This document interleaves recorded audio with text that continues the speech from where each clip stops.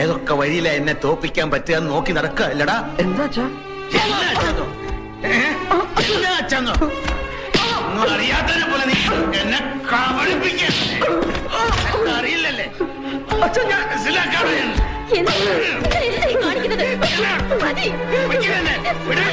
ഒന്ന് കുളത്തി തകഞ്ഞൻ ഇങ്ങനെ കുറെ നേരം തല്ലണം. കാര്യം എന്താ വെച്ചാ പറ. കാര്യം എന്താണെന്ന് അറിയില്ലല്ലേ? നീ അറിയാതാണോ അവള് ഗർഭിണിയായത്? ചില്ലിക്കാശിന് വകയില്ലാതെ ഇപ്പോഴും തന്തയുടെ ചെലവിൽ കഴിയുന്ന തന്തയാൻ പോന്നു. അങ്ങനെയാണെങ്കിൽ തന്നെ അവൾ എന്റെ ഭാര്യയല്ലേ, അയൽപക്കത്തെ പെണ്ണൊന്നല്ലോ. തോന്യാസം കാണിച്ചിട്ട് നിന്ന് ചലയ്ക്കുന്നോ? സ്കൂളിൽ പഠിക്കുന്നോ പെണ്ണ് കെട്ടിക്കൊണ്ട് വന്ന് ഞാൻ ക്ഷമിച്ചു. മനസ്സ് നീറുകയായിരുന്നു, എന്നിട്ട് സഹിച്ചു. ഇത് ഞാൻ സമ്മതിക്കില്ല. ഈ കുഞ്ഞ് ജനിക്കാൻ പാടില്ല. അവളോട് വേഗം റെഡിയാൻ പറ, ആശുപത്രി പോണം. അത് തീരുമാനിക്കേണ്ടത് എന്റെ അച്ഛനല്ല. ഇവളുടെ വയറ്റിൽ കിടക്കുന്ന കുഞ്ഞിന്റെ അച്ഛൻ ഞാനാ. ഞാൻ തീരുമാനിക്കും. കുറെ ഞാൻ ക്ഷമിക്കണം. ഇത് പറ്റില്ല. എന്റെ കുഞ്ഞിനെ കൊല്ലണോ വളർത്തണോ എന്ന് തീരുമാനിക്കേണ്ടത് ഞാനാ, നിങ്ങളല്ല. എന്റെ കൺമുമ്പിൽ കണ്ടുപോലും എന്റെ വീടാ. എന്റെ ചെറുപ്പടിക്ക് നിൽക്കുന്നവർ മാത്രം മതി ഇവിടെ. നോക്കി നിൽക്കാൻ ഇറങ്ങി പോണാ നായ. നിങ്ങളുടെ ചൊൽപ്പടിക്ക് നിൽക്കുന്ന ഒരു നായ നിങ്ങൾക്ക് ആവശ്യം, അല്ലാണ്ട് മകനല്ല. അങ്ങനെ ഒരു നായായിട്ട് ഇവിടെ കിടക്കാൻ ഇനി എന്നെ കിട്ടില്ല. വേണ്ട, ഇറങ്ങി പോടാ. ഇങ്ങനൊരു മകൻ എനിക്ക് ജനിച്ചിട്ടില്ല, ഞാൻ വിചാരിച്ചോളാം. ഇറങ്ങി വാടി നിന്ന് മോങ്ങാതെ. ഞാൻ വഴിയുള്ള ബന്ധം നീ ഇവരും തമ്മിലുള്ളൂ. അത് ഇന്നു പോലും ഇല്ല. ഞങ്ങളുടെ കുഞ്ഞിനെ വേണ്ടാത്ത ഈ വീട്ടിൽ ഞങ്ങളും വേണ്ട. വാടി. ഓട്ടടി. നശിക്കാനുള്ള ജന്മങ്ങൾ നശിച്ചാ തീരൂ.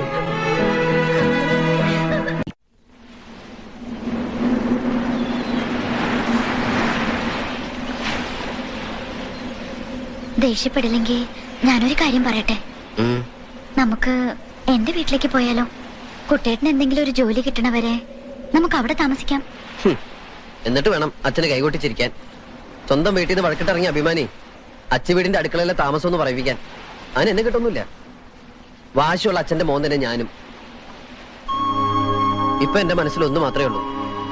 രാത്രിയാവുന്നതിന് മുമ്പ് നിന്നെ സുരക്ഷിതമായ ഒരു സ്ഥലത്താക്കുക. എവിടെ?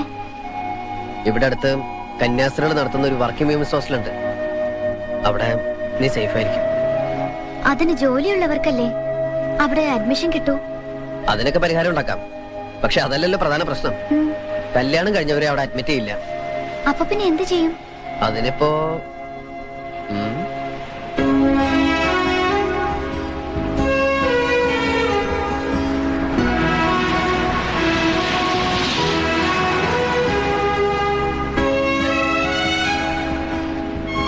ഇന്നു മുതൽ ഹോസ്റ്റൽ ജീവിതം കഴിയുന്നവരെ ഭൂമിയിലെ മാലാഖമാരായ കന്യാസ്ത്രീകൾക്ക് മുമ്പിൽ ഈ മാലു എന്റെ സഹോദരിയും ഞാൻ നിന്റെ സഹോദരനുമാവുന്നു.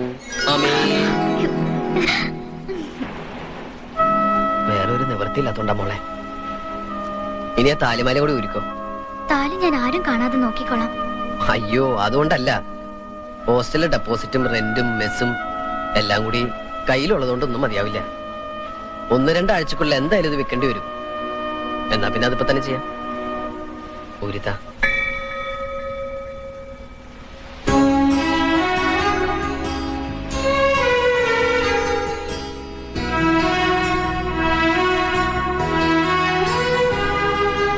പരീക്ഷയിൽ ജയിക്കാൻ അമ്മ സരസ്വതിയുടെ അമ്പലത്തിൽ നിന്ന് പൂജിച്ച് കെട്ടിത്തന്ന ചരട. ഇത് താലി ചരടാക്കാം. അന്ന് കല്യാണത്തിന് താലി കെട്ടിയതൊന്നും എനിക്ക് ഓർമ്മയില്ല. ഇന്ന് മനസ്സമാധാനത്തോടെ ഈ ശുഭമുഹൂർത്തത്തിൽ കടലമ്മയെ സാക്ഷി നിർത്തി ഓമനക്കുട്ടൻ മാലുവിന്റെ കഴുത്തിൽ താലി കെട്ടുന്നു.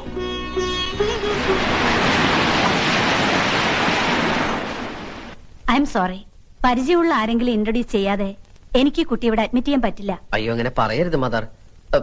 മദർ ഈ കുപ്പായൊന്ന് ഊരി വെച്ചിട്ടൊന്ന് ആലോചിച്ച് നോക്കിയേ. അതല്ല മദർ, ഞങ്ങളുടെ സ്വന്തം അമ്മയെ പോലെ ഒന്ന് ചിന്തിച്ചു നോക്കിയേ. അപ്പൊ ഞങ്ങൾ ഉപേക്ഷിക്കാൻ തോന്നില്ല. ഇവളെയും കൊണ്ട് ഞാൻ ഇങ്ങോട്ട് വന്നത് ഭൂമിയിലെ മാലാഖമാർ ഞങ്ങളെ കൈവെടിയില്ലെന്ന് ഉറപ്പുള്ളതുകൊണ്ടാ. ഇപ്പൊ ഞങ്ങളെ സഹായിച്ചാൽ മരിച്ച് സ്വർഗത്തിൽ ചെല്ലുമ്പോ മദറിന് കർത്താവിന്റെ മുന്തിരിത്തോട്ടത്തിൽ ഏറ്റവും നല്ല പണി തന്നെ കിട്ടും. ഒരു പരിചയമില്ലാതെ ഞാൻ എങ്ങനെയാ? നാളെ രാവിലെ 10 മണിക്ക് ബോർഡിന്റെ കമ്പനിയിൽ ജോയിൻ ചെയ്യേണ്ടതാ ഇവക്ക്. പെങ്ങള് പെൺകുട്ടി ആയതുകൊണ്ടാ, അല്ലെങ്കിൽ ഞാൻ എന്റെ കൂടെ YMCA താമസിപ്പിച്ചേനെ. നിങ്ങൾ എന്ത് പറഞ്ഞാലും ഇവിടെ റൂമില്ല. വരൂ മാലതി. മുട്ടുവിൻ തുറക്കപ്പെടുമെന്ന് തിരുവചനം വിശ്വസിച്ചതാ നമ്മൾ ചെയ്ത ഏറ്റവും വലിയ തെറ്റ്. എത്ര മുട്ടിയിട്ടും തുറക്കില്ലെന്ന് വെച്ചാ ഇനിയിപ്പോ വല്ല ലോഡ്ജിലെങ്ങാനും പോയി മുറിയെടുക്കാം. അല്ലാതെ ഇപ്പൊ എന്താ ചെയ്യാ?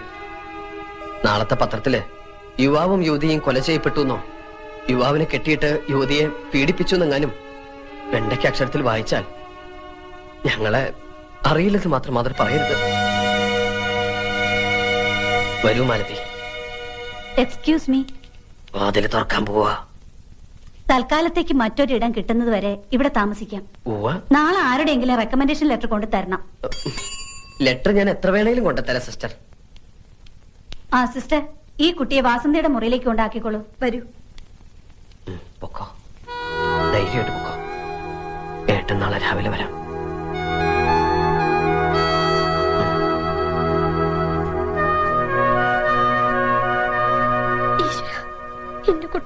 എന്റെ കുട്ടി.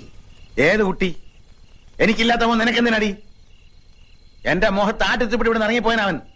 അവൻ എന്റെ മോനല്ല, ശത്രുവാണ്, ആജന്മ ശത്രു. അവൻ എവിടെയെങ്കിലും പോയി തൊലട്ടെ. തൊലയാൻ പോണത് നിങ്ങളാ. കുടുംബവും കുട്ടികളൊന്നും ഇല്ലെങ്കിലും അച്ഛനും മക്കളും പരസ്പരം എങ്ങനെയാ മനസ്സിലാക്കേണ്ടതെന്ന് ബഹുമാനിക്കേണ്ടതെന്ന് എനിക്കും അറിയാം. തന്റെ മക്കൾ തന്നോളമായാൽ താനെന്ന് വിളിക്കണമെന്ന പ്രമാണം. ഒരു നല്ല വാക്ക് ഇന്നുവരെ അവനോട് പറഞ്ഞിട്ടുണ്ടോ? പരിഹാസത്തോടെയല്ല താൻ ഇന്നുവരെ അവന്റെ മുഖത്ത് നോക്കിയിട്ടുണ്ടോ? അവനും തന്നെ പോലെ ഒരാണാ. അവന്റെ മൂക്കിന് താഴെയുള്ളത് മീശ തന്നെയാ. അത് വളരെ നല്ല കാര്യല്ലേ? ആ മീശയും പിടിച്ചോണ്ട് ഉള്ള കാലം മുഴുവൻ ജീവിക്കാമല്ലോ. പെങ്കോന്തൻ. തനിക്കറിയില്ല കൈമളെ, അവനെ പറ്റി ഒരുപാട് സ്വപ്നങ്ങൾ കണ്ടവനാ ഞാൻ. കുറേയേറെ ആഗ്രഹങ്ങൾ എനിക്കുണ്ടായിരുന്നു. എല്ലാ തന്തമാരും അങ്ങനെ തന്നെയാണോ? താൻ പൂങ്കിനാവ് കണ്ടെന്ന് ആഗ്രഹിച്ചു, അതൊക്കെ അവന്റെ തെറ്റാണോ? എന്റെ തെറ്റാ, എല്ലാം എന്റെ തെറ്റാ. ഇയാളൊരു കാര്യം പറയുമ്പോ ഇങ്ങനെ ഒറ്റ ഇരട്ടയും പറഞ്ഞിരിക്കാണ്ട് മാഷെങ്കിലും പോയി അന്വേഷിക്കണുണ്ടോ? പെറ്റ വയറിനെ അതിന്റെ ദണ്ണ അറിയൂ. മിണ്ടിപ്പോരുത്. എഴുതി തള്ളിതാ ഞാൻ അവനെ. ഓട്ടെ. എവിടെ പോവാനാ? ചെമ്മീൻ തുള്ളിയാ ചട്ടി വരെ. ആ പെണ്ണിന്റെ കയ്യിലും കഴുത്തിലും ഉള്ളത് വിറ്റോ പണയം വെച്ചോ നിന്ന് കഴിയുമ്പോ കോടിച്ചി പട്ടിയെ പോലെ കയറി വരും അവൻ. അതെനിക്ക് ഉറപ്പാ. ഇന്നല്ലെങ്കിൽ നാളെ ഞാനത് കാണും. അവന്റെ തന്തയാ പറയുന്നത്. ആ തന്തയുടെ മോൻ തന്നെയാവലും. ജീവിക്കാൻ നിവൃത്തിയില്ലാതെ വന്നാൽ ഒരു കൊടിച്ചിപ്പട്ടിയെ പോലെ തന്റെ മുന്നിൽ വരണേലും ഭേദം ഒരു മുഴം കയറില്ല ജീവനം ഒടുക്കിയാ മതിയെന്ന് അവർക്ക് തോന്നിയാലോ?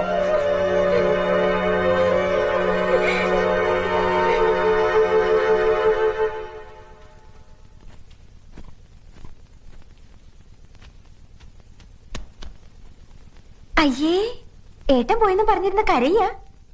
നാളെ ഫോർഡ് കമ്പനിയിൽ ജോയിൻ ചെയ്യേണ്ട ആളല്ലേ? നാണക്കേടാണ് കേട്ടോ. ദേ, ഈ പറയണ ഏട്ടനൊരു പെണ്ണ് കെട്ടട്ടെ, അപ്പൊ കാണാം ഈ പെങ്ങളെ തിരിഞ്ഞു നോക്കൂടില്ല. താൻ വെറുതെ അതും ഇതും ആലോചിച്ച് ഉറക്കം കളയാതെ കിടക്കാൻ നോക്ക്. Good night.